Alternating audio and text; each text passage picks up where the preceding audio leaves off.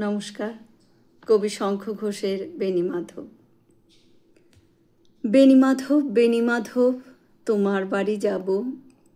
বেণীমাধব তুমি কি আর আমার কথা ভাবো? বেণীমাধব মোহনবাসী তমাল তরুমূলে বাজিয়েছিলে, আমি তখন মালতী স্কুলে। ডেস্কে বসে অঙ্ক করি, ছোট্ট ক্লাস ঘর, বাইরে দিদিমণির পাশে দিদিমণির বর। আমি তখন নবম শ্রেণী, আমি তখন শাড়ি। আলাপ হলো বেণীমাধব সুলেখাদের বাড়ি।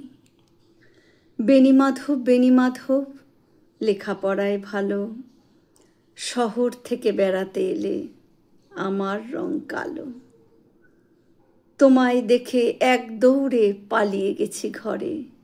বেণীমাধব আমার বাবা দোকানে কাজ করে। কুঞ্জে অলি গুঞ্জে তবু ফুটেছে মঞ্জুরি, সন্ধেবেলা পড়তে বসে অঙ্কে ভুল করি।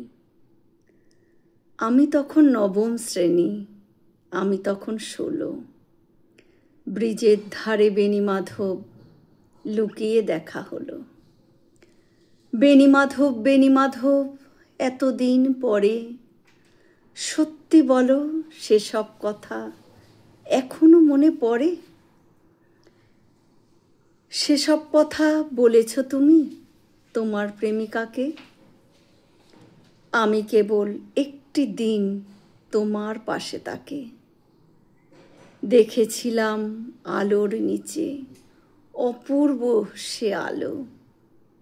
স্বীকার করি দুজনকেই মানিয়েছিল ভালো।